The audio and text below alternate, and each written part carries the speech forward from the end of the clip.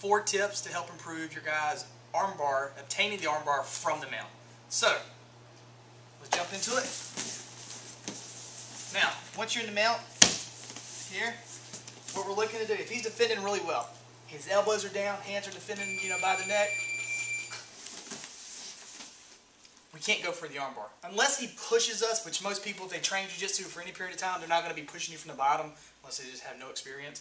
So somehow or another, we need to work and get his elbow away from the body. All right? Whether that's, if he does push us, he's doing that for us, the elbow's coming away from the body.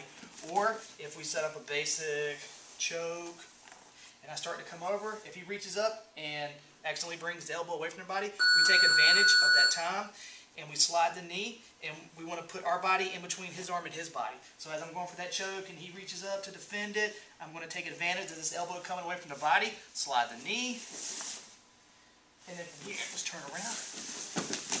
Once we brought the knee way up, now we've kind of wedged his arm into our hip, okay? And different people have different styles. Some like to go to S-mount. That's kind of my preference as well. But now we've placed ourselves in a 90-degree angle, and we've taken away that arm from him. Placed ourselves there as his elbow is away from the body. All right? That's tip 1. All right? Tip 2, you want to cover that? Yep. Okay, guys, so tip 2 is maintaining hip contact to the shoulder. So when we use the example that Rob did, where we're going for the choke, for example, and the arm separates from the body a little bit, okay, like either elbow is fine. All right, I'm going to slide forward, possibly go to S-mount, and what I want to do is when I go to throw the leg over the head, I want to maintain hip contact to the shoulder. An exaggerated example is when I go to throw the leg over and I raise my butt up really high, I lose contact. That gives him plenty of room to pull the elbow out. Boom, and I miss my armbar altogether, okay? So, on the other side, I go for my choke. The elbow separates from the body, tip 1. All right, make sure that that space is there. Slide the hip around. Make hip contact to the shoulder. When I go to throw the leg over, make sure you don't lose that contact, so that way when you fall back, he cannot bring the arm, escape the arm out, okay? That's tip number 2, all right?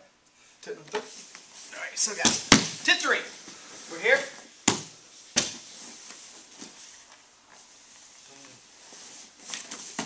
I get the leg over. As I fall back, you want to make sure you're falling back when you finish the armbar. We want to make sure we fall back to the correct side.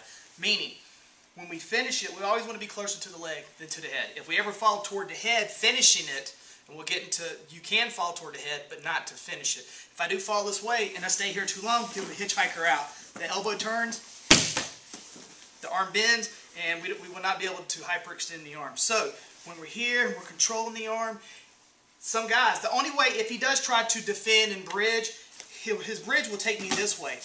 So it's okay, perfectly okay to have one arm in and post with this hand. All right, if he does try to bridge, but eventually I'm looking to break it and fall to this side. Now, to kind of go on myself there. I can fall this way, but it's to break the grip. He has a strong, if I try to pull, his grip is much stronger this way, okay? So, as I climb the arm, and I get closer to the wrist, I'm going to fall this way to break the grip because it's weaker this way.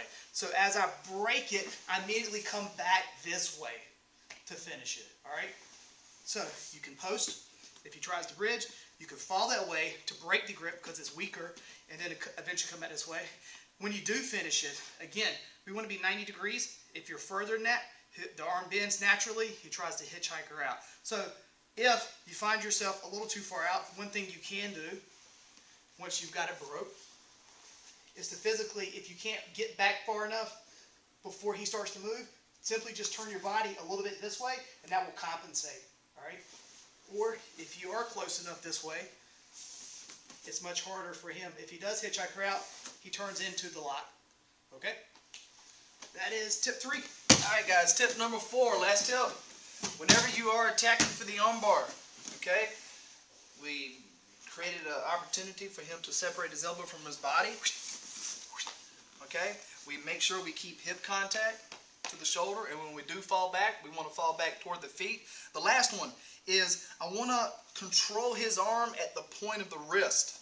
minimizing his opportunity to counter the armbar by grabbing onto his own hand, his own wrist, his own lapel. So if I attack up here, throw the leg over, and then fall back, it's much more difficult for him to try to reach up and grab his own hand, his own lapel, okay? And even if he does start to get an initial grip, my position on the arm is such that when I fall back, I'm using my body weight, and it's going to be very difficult for him to maintain that grip position.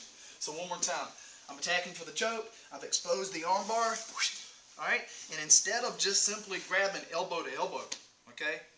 All right, which puts us at a 50-50 position. Even though I'm on top, you know, if he's a strong guy, I might have a difficult time extending the arm back. I'm going to attack, control at the wrist rather. All right, step the leg over, fall back toward the head, and finish the arm there.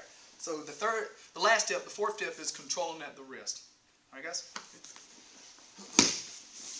All right, so guys, hope you picked up something from that. Try to employ all 4 tips, and there's a lot of details you can throw into finishing the armbar from the mount. Those are just 4 that we feel like are pretty important. Reiterate one more time. Step 1, separate the elbow from the body.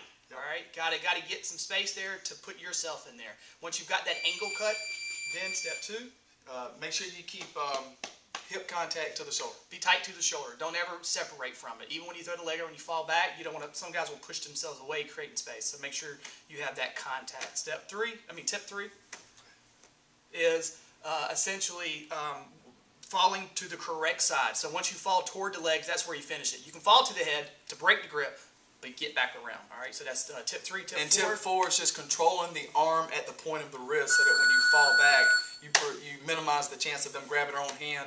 And even if they do, you've got so much leverage controlling at the wrist that when you fall back, you use your body weight to make sure you fully extend the arm. All right, guys, good luck. Hope you learned. Leave a comment, subscribe to the page, and we look forward to seeing you again. Thanks.